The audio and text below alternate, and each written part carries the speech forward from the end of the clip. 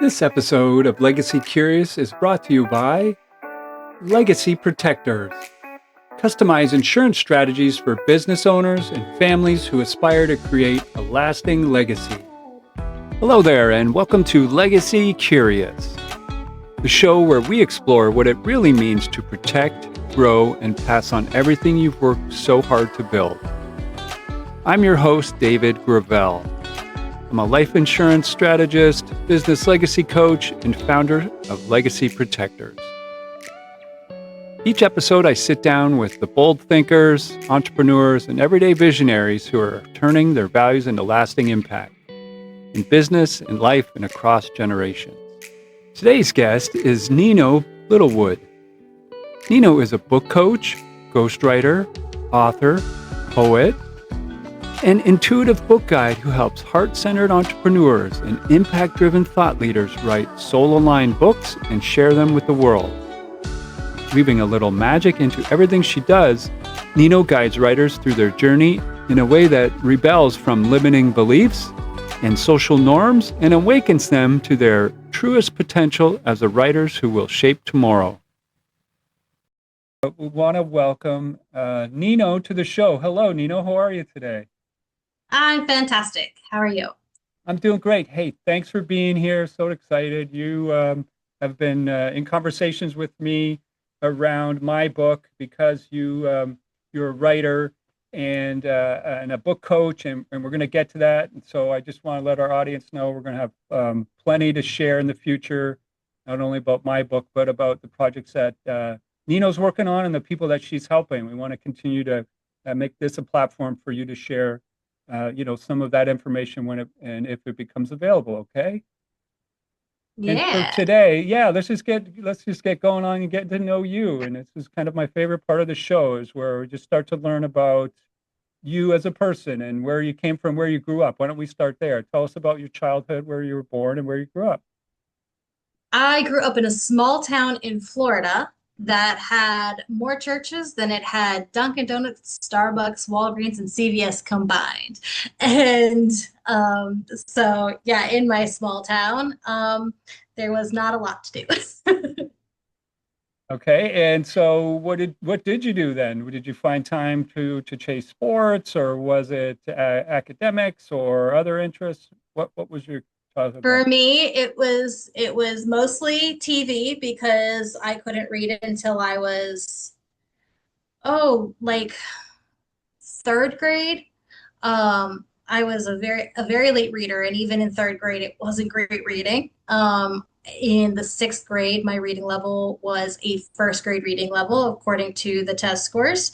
So, I watched a lot of movies and TV shows because I wanted story and I couldn't read it.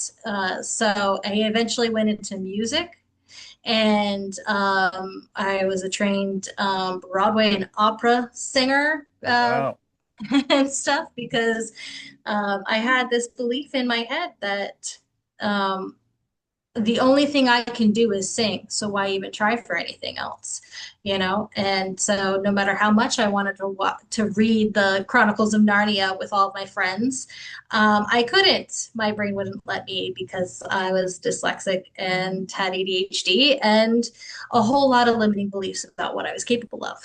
So. Yeah, and so when did that kind of turn the corner for you? Because it sounds like you may have, a handle on it now in your adulthood. The world wasn't the same place it was then. I'm assuming that was in the 90s or so. And so, Mhm. like, when and how did that kind of evolve into something that you're able to manage and kind of, thrive in now? Yeah, in where I grew up and the way their mentality was, well, if we don't tell her about it, she won't be able to use it as an excuse to fail. And so then you just develop this idea that you're just not intelligent, not that your brain is different and that you need different support systems. It's that you're just stupid. And so I just had that narrative. I went to college for musical theater and opera and eventually found like this is not right path for me. So I went a different direction and decided that I was okay, fine, let me go into holistic health coaching. I love yoga. I want to be a yoga instructor as well. And so I had like um, my first business, I guess. It wasn't a very well structured one and stuff to do holistic health coaching and be a yoga instructor. And then whenever that wasn't paying the bills, I went back to school to become a PTA, a physical therapist assistant. And when I went back to school, I had a newborn, and I was just like, I'm gonna make him proud. Like I'm gonna do so good in this, more than I've ever done academically, because I was so intimidated by going to school for something that was science based, something that I always thought that I was just not capable of. And I decided I'm going to be the top of my class. I don't know how I'm going to get my brain to do it, but I'm going to do it. And I did. And I'm like, holy crap, that was actually way easy. Like I'm actually really smart. And I just needed to have the support systems, to have like the freedom to do things, like, because the way it is in elementary school is obviously different. In college you have a lot more autonomy, and I needed to have the desire, I needed to have that drive to do it. And so I realized, wow, I'm actually really intelligent. And then that brought me into healthcare, which was, wow, that wasn't what I was expecting. So during the pandemic, I noped right out of that and decided I wanted to do something from home, because if this is what the world can be like, if the world can collapse like this, and I'm here like struggling as a single parent with a 5-year-old and stuff during this type of crisis, like I want something that I can do that is going to make me happy and is going to allow me to work from anywhere, and I have autonomy over my own schedule. So I started copywriting, and that was my foray into the writing world. And from there, I moved into books, and I've written my own book now. And I look back on that childhood self, and I'm just like, wow, this is everything you wanted. And we took the real long way around to get here, but we're here, babe. Yeah, You know? yeah, right. Good for you.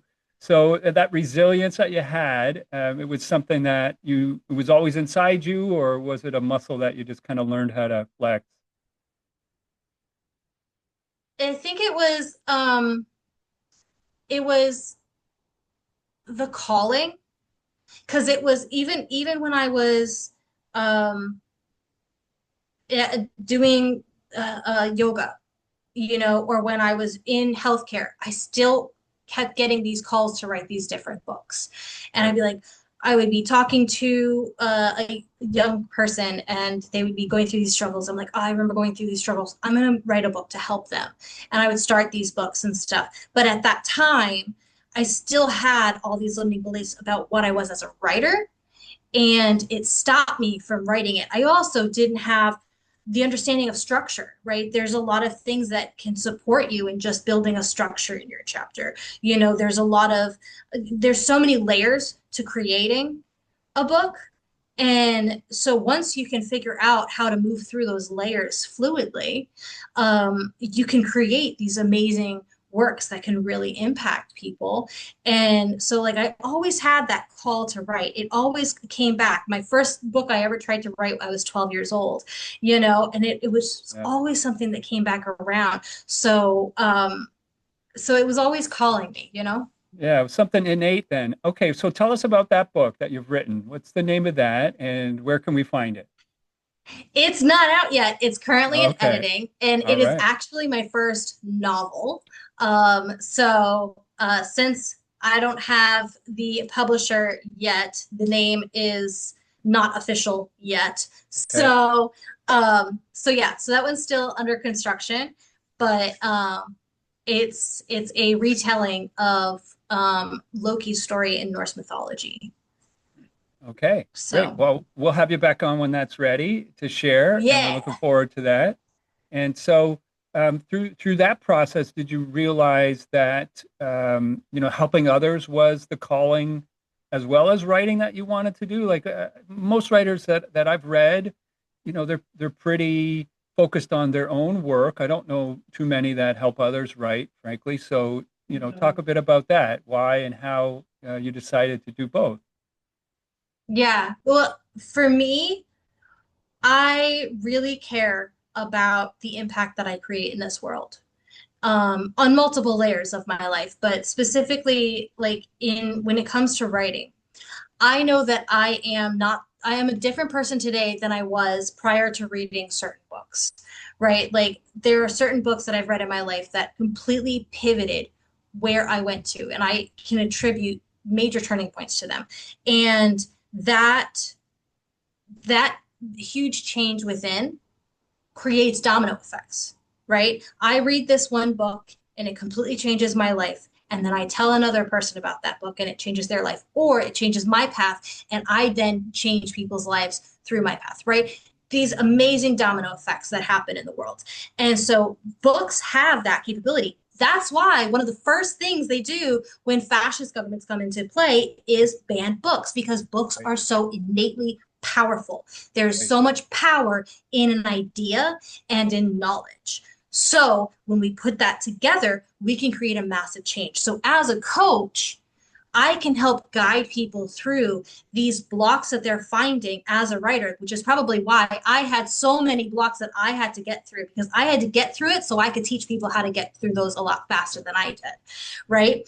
And so if I'm able to help you get through your books, and then your books inspire 100,000 people to do these things differently, right? And then I'm helping this person over here do her books, and she goes and inspires all of these other people, right? right, Then I have started this domino effect with multiple people. So I can make more impact in the world through coaching people and guiding people toward this while I'm writing my own stuff, because I don't believe in limitations anymore. So I can write my whole book series. I can write my poetry and publish my poetry.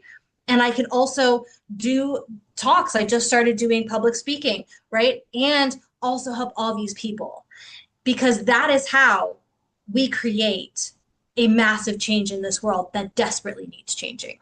right, right. And I believe in the power of books as well. Do you have some that you can look back on in your life that reading it, you were a different person when you finished it? And could you share some of those Yes. titles with us?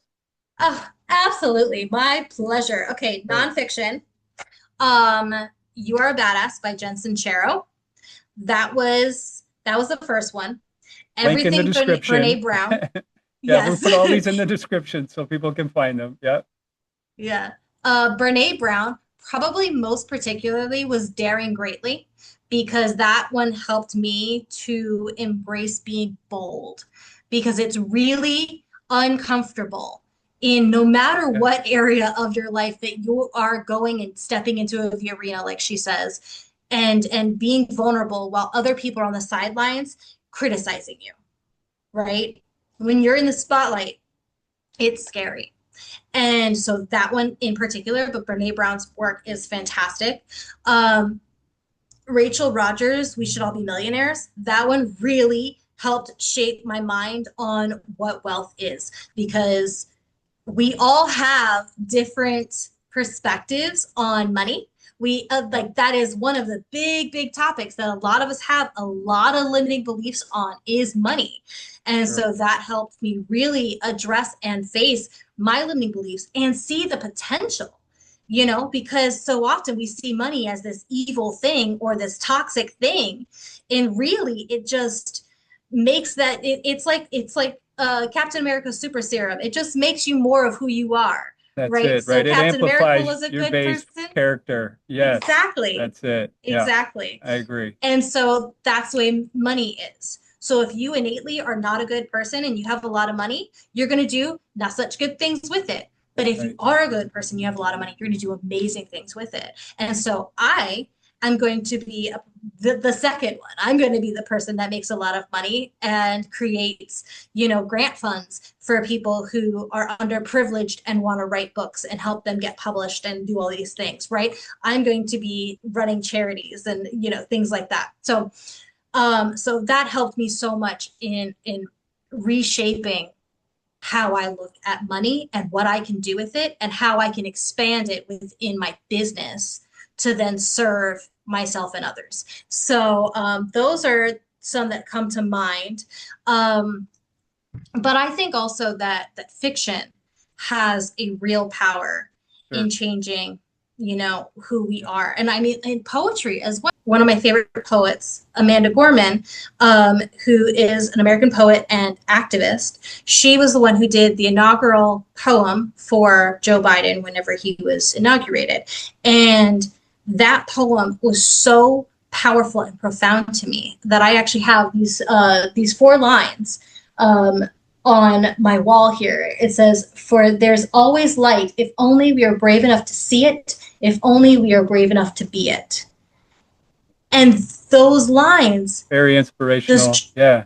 Right? They that inspiration is that spark to moving down in a different road of your life, where you're like, I wish things were better in the world.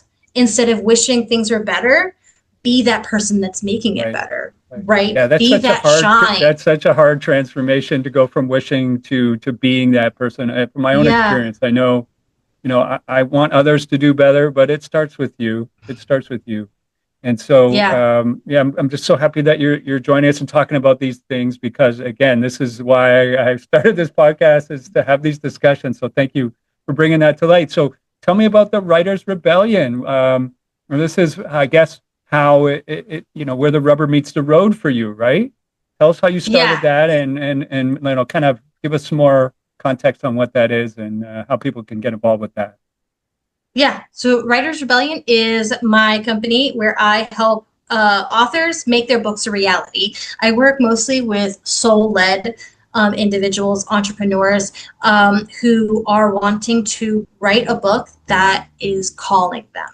And I have a few different paths. I have taken kind of a unconventional approach because, of course, I have. If you know me, you know. So I have one where I actually have it as an intuitively led book guidance. So using things like tarot cards, helping authors kind of get into, because we get in our own heads so much that sometimes we just need something outside of us to bring us back into our body and find the answers within. Because I think we all know exactly what's in there calling to us. We just sometimes need somebody to untangle the knots. And so I have that offering where I use the tarot to help guide authors. And that one's really great for fiction. That one's been really, really great for fiction authors. Yeah, it sounds like counseling even. It's like a writer's counselor. Yeah. Like that's a unique service. Frankly, I haven't heard of anyone offering that. Usually when you talk to a therapist, they're untangling a lot of other things. But to talk about a writing vocation with someone, that's very powerful. I can imagine for the writers to be able to just, like you said, untangle, get clarity in their own lives. Yeah. Right, because writing is innately vulnerable. You have to be willing to share part of your soul with somebody, especially when this is a work that has been like weighing on your soul, that has been calling you to write it. When you're writing it, when you're showing other people, when you're even thinking about showing other people this work, it's scary. It feels vulnerable. Sure. So having somebody to work through that, both in where's my story going and in why can't I think about what to do next in this chapter? And it's really because you're so afraid of wrapping up this part of your book. You're so afraid of people reading it or whatever the limiting belief is. And so that's that direction, but then bringing in, a lot of that same type of guidance without the tarot cards, but also if one wants the tarot cards in it, that's always an option because I love tarot. But with my literary midwife offer, that is a much more structured approach. So people who are like, I need to get my book written now. I need the accountability. I need the structure. I need the therapy. I need the guidance. Like, help me make this happen. That's that offer to where if you do the whole 9-month program of it, it's from idea to first draft in 9 months. So in 9 months, your book. And so theoretically, you can have your book on shelf or like self-published in a year from like the very inception of the idea. And that goes through book coaching or the book plan. We build a whole book plan. We do chapter by chapter. I also review each chapter so that way you get eyes on it. It helps you kind of have that developmental edit without officially being a developmental edit as you go, because you get another writer's eyes on it to get feedback on structure and flow within the chapter and how it fits within the book plan. And so that one is typically a 9-month program. And then I have the ghostwriting offer where it still has a lot of that coaching, a lot of that, because it's still a lot of one-on-one. But instead of me just writing it all, I basically interview you and I take those transcripts from that interview and turn it into the chapter and then send it off to be like, hey, is this accurate, right? Because I'm trying to imitate your voice and how you're conveying things. So that way it is still your work. I just made it prettier and then help with the publishing process from there. So I've got some questions on that. Let me interrupt and ask you about that before we move too fast past that. I've been thinking about where that would be very useful, and it sounds like memoirs. Is that an area that you would see? I love memoirs. Okay, so my next question is: it would, to me, sound like a fantastic gift to give to someone in your life to have your help writing their memoir. What do you think about that? I'm thinking about my own parents, my father and mother-in-law, and my mom and dad are all still alive. And I've been trying to, interview them and tell their story. But, if I could have someone written my dad's father, he's the first hero in my life. My dad's dad. His name's Oscar Gravelle. I named my son after him. And so, I'm wishing that I had someone like you at that time when he was still alive to gift that experience to him. So talk to me about that. Is that a possibility? What would that look like if I wanted to do that? Yeah, I mean, there's such thing as legacy projects. So you would essentially have like these long interviews that would be done. And then what some people will do with a legacy project is they'll just send over all of the transcripts and then you turn it into your book, your memoir of things. But then for a specific memoir about like a specific time period, or a specific subject, like overcoming adversity or, things like that. Having those different stories about how that person has illustrated their life, overcoming adversity and the lessons that they've learned through that. That could be within a memoir, but like these legacy projects are a little bit more of like what you're talking about, where they're telling you basically like the major points in their life, like their life story, and putting it together in a book that's just like, hey, this is my life. And so there are people who do these legacy projects. Sometimes they'll clean them up and like make it a little bit more cohesive, because obviously the way we talk is not the way we read and write. So, there is that avenue that's definitely out there. I've never done one before. Okay, because my audience, and the reason I'm doing this is to help entrepreneurs, solopreneurs, family-owned businesses. And, it all stems from my dad's dad. He was a self-made millionaire, and his business was rent-free home furnishings, and it was a furniture store that he started and founded and ran for 40 years or so. And he didn't pass the business on. None of his sons or daughters ran the business, and so it was a lost business, frankly, in our family that provided quite a bit of rich history and wealth to my dad's generation.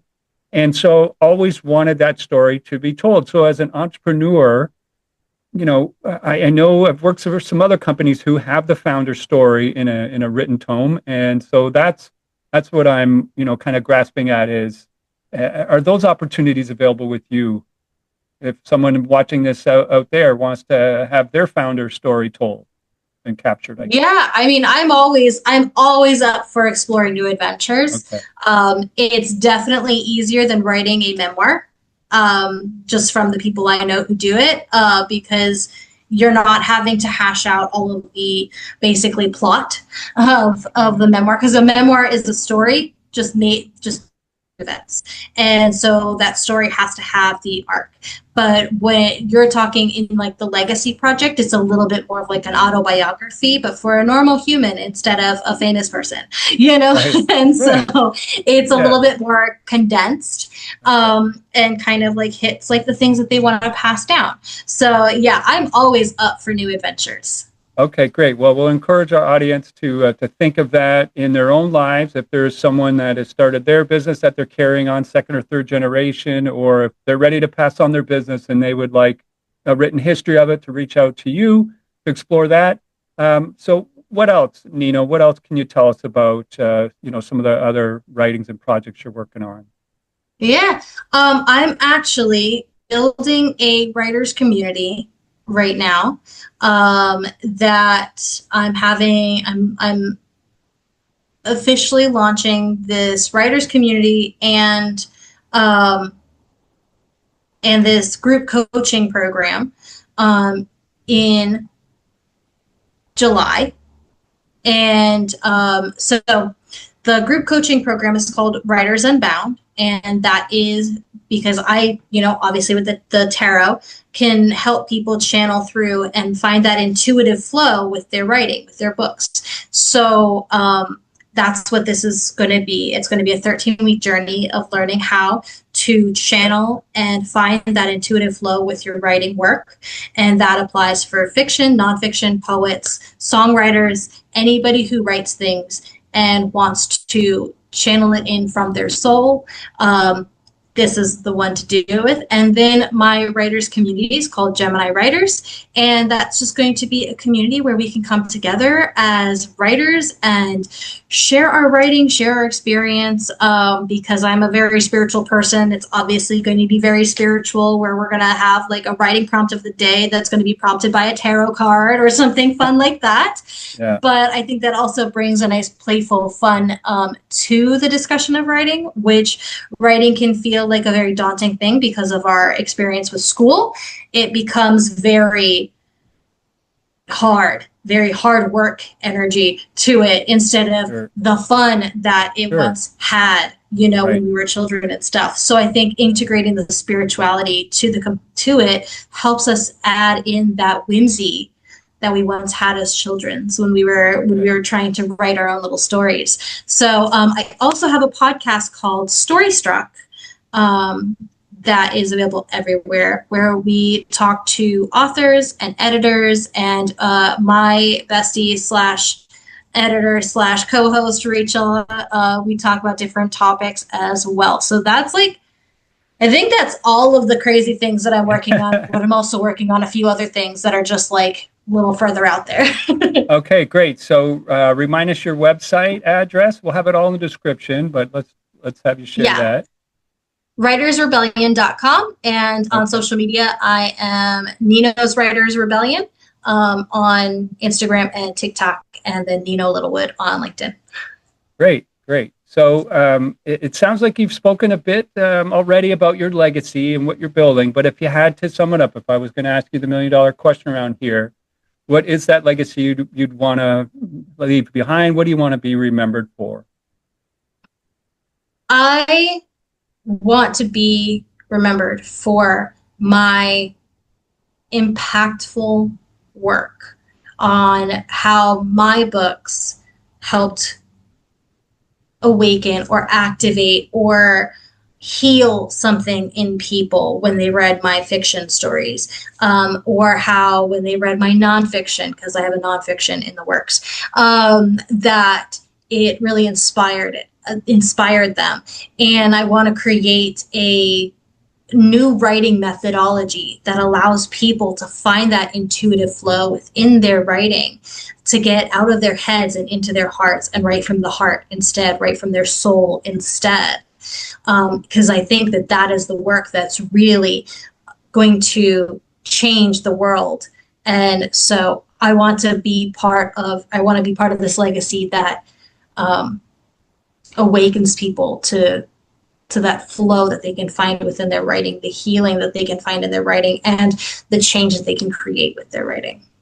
Awesome. Well, you're well on your way. So I want to congratulate you on the work you've done already and encourage you to keep going, keep pushing. And we'll look forward to, sharing more of your work here on this podcast. And in the future, we're going to have you back on to talk about my book that we're working on. And we'll share more about your book too. Yeah. So thanks so much for doing this, Neno. I appreciate your time today. Thank you so much. All right. We'll see you soon. All right. Thank you to our listeners and audience for spending time with us today on Legacy Curious. I hope this conversation gave you some insight, encouragement, or just that little spark you needed to keep you moving forward in your own legacy journey. If you got value from today's episode, please take a second to subscribe, leave a review, and share it with someone else who's building something that matters. And if you're ready to take that next step, protecting your business, planning for retirement, or passing on your legacy with purpose, head to legacyprotectors.life to schedule a conversation. Until next time, I'm your host, David Gravelle, reminding you to stay curious, stay committed, and keep building something worth passing on.